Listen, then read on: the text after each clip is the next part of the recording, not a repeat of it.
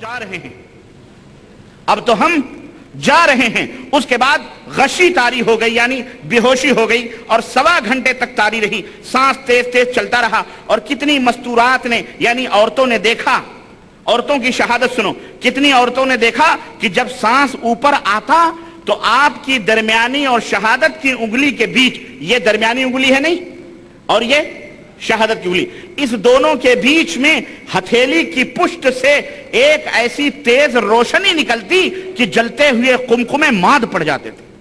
اوہ سنو، جلتے ہوئے قمقمے، اب وہ گھر تھا یا کوئی جلسہ گاہ تھا جہاں قمقمے لگے ہوئے تھے؟ میت میں کوئی جشن کرتا ہے، لیکن مثال ہے بہرحال، کہتے ہیں اب بات آئے گی تو کہیں گے جی مثال دے رہے ہیں۔ قمقموں کی روشنی بیچاروں کی کیا ہوتی، لیکن جلتے ہوئے قمقمے، یعنی روشنی یہاں سے نکلتی تھی، ماد پڑ جاتے تھے۔ روشنی سانس کے اتار چڑھاؤ کے ساتھ آتی جاتی، سانس نیچے جاتا تو روشنی چلی جاتی، اور سانس اوپر آتا تو روشنی، ہاں بالکل، اور جب سانس سے آخر ہوا تو یہ نور بھی چھپ گیا۔ سانس آخر، جب آخری سانس ہچکی لی تو وہ نور بھی، وہ روشنی بھی غائب ہو گئی۔ عجب کی جن انگلیوں سے حقائق و معارف ایک عرصے تک معرض تحریر میں آتے رہے، یہ نور اسی کا ہو۔ آپ نے ابھی دیکھا معراج ربانی نے حضرت حکیم الامت مولانا اشرف علی تھانوی نور اللہ مرقدہ کے ایک واقعے کو نقل کر کے اس کا کس قدر استہزاء اور مذاق اڑایا ہے۔ بلا ولی کے ہاتھ پر خرق عادت کسی فعل کا ظاہر ہونا جسے کرامت کہتے ہیں، یہ بات قابل اشکال، قابل اعتراض تو نہیں ہے، لیکن اس شخص کی جہالت کا اندازہ کریں کہ ولی کی کرامت کو نقل کر کے اس کا مذاق اڑا رہا ہے۔ میں سمجھتا ہوں یہ جاہل شخص شاید ولی سے کرامت کا قائل نہیں ہے، یا اس کرامت کو سمجھنے سے عاری اور غافل ہے، یہ سمجھا نہیں کہ حکیم الامت تھانوی کی یہ کرامت ہے۔ تو جو واقعہ حضرت تھانوی رحمہ اللہ کے بارے میں نقل ہوا، یہی واقعہ تو ان کے اکابرین کی کتب کے اندر بھی اس سے یہی واقعہ اور اسی قسم کے واقعات تو ان کے اکابر کی کتب کے اندر بھی موجود ہیں۔ کہ دیکھیے میرے ہاتھ میں نواب صدیق حسن کی کتاب التاج المکلل موجود ہے۔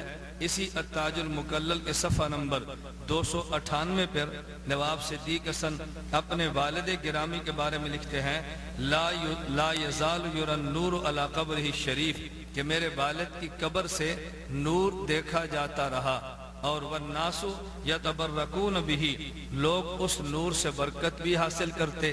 تو اگر یہی نور حضرت نواب صدیق حسن مرحوم کے والد کی قبر سے نظر آئے، قابل اشکال اور قابل اعتراض نہیں۔ حکیم الامت تھانوی رحمہ اللہ کی 2 انگلیوں سے نظر آئے تو قابل اعتراض اور قابل اشکال کیوں ہے؟ یہ فرق معراج ربانی بیان کرے۔ حضرت مولانا داؤد غزنوی رحمہ اللہ کے دادا مولانا عبداللہ غزنوی رحمہ اللہ تعالی، جنہوں نے حدیث کی سند میاں نذیر حسین دہلوی صاحب سے حاصل کی، تذکرہ داؤد غزنوی صفحہ نمبر 222 پہ انہی بزرگوں کا قول منقول ہے۔ کہتے ہیں کہ بچپن میں مجھے اس بات کا بہت شوق تھا کہ جنگل میں جا کر تنہائی میں دعا کروں۔ اس زمانے میں بعض اہل اللہ آپ سے فرماتے، تمہاری پیشانی میں ہم ایک نور دیکھتے ہیں۔ تذکرہ داؤد غزنوی صفحہ نمبر 222۔ تو اگر مولانا عبداللہ غزنوی مرحوم کی پیشانی سے اکابر اہل اللہ نور دیکھیں تو یہ کوئی قابل اعتراض نہیں۔ اگر حکیم الامت حضرت تھانوی رحمہ اللہ کی 2 انگلیوں سے نور نظر آئے تو قابل اعتراض کیوں ہے؟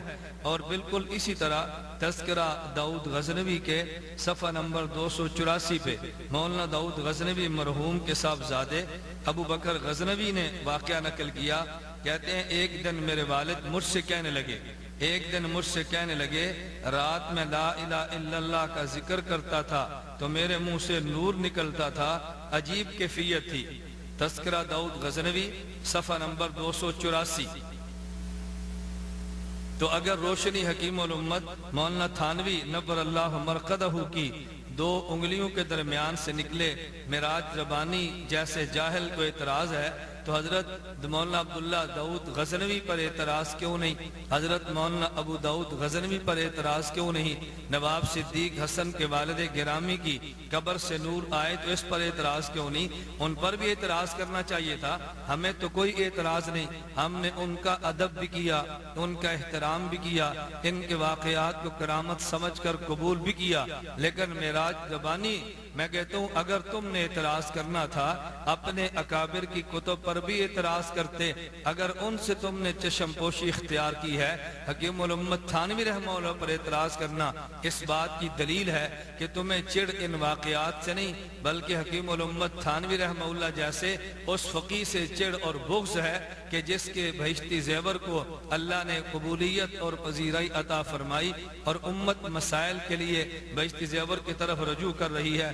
اس سے بھی عجیب تر واقعہ میں آپ کی خدمت میں پیش کرتا ہوں. مولانا محمد ابراہیم میر سیال کوٹھی کی کتاب تاریخ اہل حدیث کے صفحہ نمبر 75 پہ ایک واقعہ درج ہے.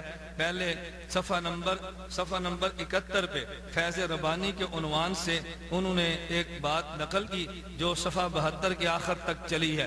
اس کا میں واقعہ من و عن آپ کی خدمت میں نقل کرتا ہوں. کہتے ہیں ہر چند کہ میں سخت گناہگار ہوں لیکن یہ ایمان رکھتا ہوں اور اپنے صالح سادہ جناب مولانا ابو عبداللہ عبید اللہ غلام حسن صاحب مرحوم سیال کوٹی اور جناب مولانا حافظ عبد المنان صاحب مرحوم محدث وزیر آبادی کی صحبت و تلقین سے بعد یقین کے رتبے تک پہنچ چکی ہے کہ بزرگان دین خصوصاً حضرات ائمہ متبوعین رحمہم اللہ سے حسن عقیدت نزول برکات کا ذریعہ ہے. اس لیے بعض اوقات خدا تعالی اپنے فضل عمیم سے کوئی فیض اس ذرہ بے مقدار پر نازل کر دیتا ہے. اس مقام پر اس کی صورت یوں ہے کہ جب میں نے اس مسئلہ کے لیے کتب متعلقہ الماری سے نکالی اور حضرت امام صاحب رحمہ اللہ کے متعلق تحقیقات شروع کی تو مختلف کتب کی ورق گردانی سے میرے دل پر کچھ غبار آ گیا.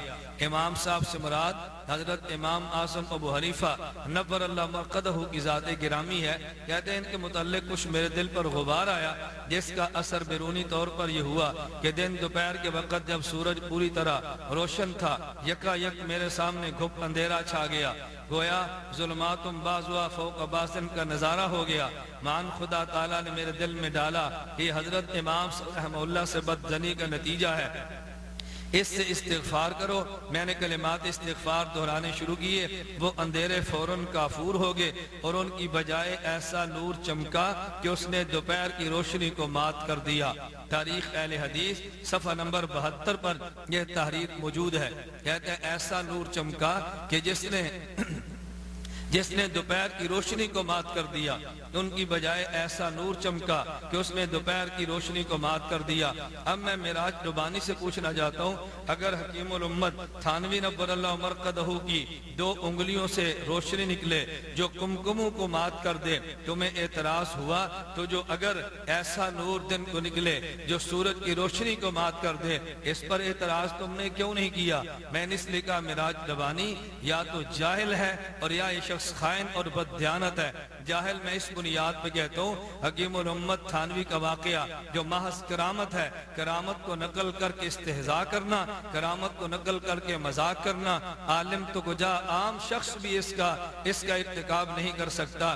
میں کہہ سکتا ہوں شاید کوئی مراسی شخص یا شاید کوئی ڈوم شخص یا شاید کوئی استہزاء کرنے والا، ٹھٹھا کرنے والا ایک بازاری شخص تو جملے کہہ سکتا ہے مگر عالم کم از کم زبان سے جملہ نہیں کہہ سکتا. توحید کی دعوت، پیغمبر کی سنت کی دعوت اور اس انداز میں واقعات کو نقل کر کے استہزاء اڑانا یہ تمہیں ہی اللہ مبارک کرے، یہ تمہیں ہی زیب دیتا ہے. تو میں نے 2 باتیں کی، یا تو معراج ربانی جاہل ہے جن کرامات کو سمجھنے سے عاری اور نہ بلد ہے، اور یا یہ شخص خائن اور بددیانت ہے. اگر ایک واقعہ دیوبند کے علماء کی کتاب کے اندر آ جائے نقل کر کے تردید کر دو، اور اگر اپنے اکابر کی کتاب کے اندر آ جائے اس کو شیر مادر سمجھ کر ہضم کر جاؤ. یہ یا خائن یا بددیانت ہے. اس کو چاہیے یا جہالت کی بجائے علم حاصل کرے اور کرامات پہ قرآن و سنت کا مطالعہ کرے، اور یا اگر یہ جہالت کو بجائے ان واقعات کو سمجھتا ہے تو پھر جو ان کے اکابر کی کتب میں واقعات موجود ہیں ان کی تردید بھی کر دیتا،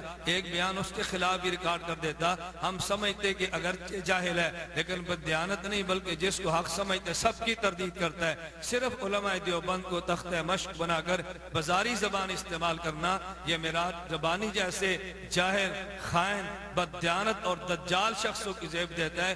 میں گرامی قدر سامعین آپ کی خدمت میں واقعات اس لیے نقل کر رہا ہوں، میں حضرت تھانوی کے واقعے پر دلائل بھی دے سکتا ہوں، لیکن میں صرف یہ ثابت کرنا چاہ رہا ہوں حضرت تھانوی کے متعلقہ اگر یہ واقعہ آیا ہے تو یہ اکابر غیر مقلدین کی ذات کے بارے میں بھی واقعات موجود ہیں۔ یہ کوئی انوکھی اور تعجب کی بات نہیں کہ آدمی اس کو استہزاء کے بیان کرے، مذاق اڑا کے رد کر دے۔ میں اللہ سے دعا کرتا ہوں اللہ اس کے دجل سے امت کو محفوظ فرمائے، اس کی خیانت اور بددیانتی سے اللہ امت کو محفوظ رکھے، اور اس شخص کو بھی اللہ رتی علم کا بھی دے، اللہ ذرہ حیا بھی عطا کرے تاکہ اکابر کے خلاف بول تو اس کو کم از کم کچھ مذہبی غیرت کا احساس ہو۔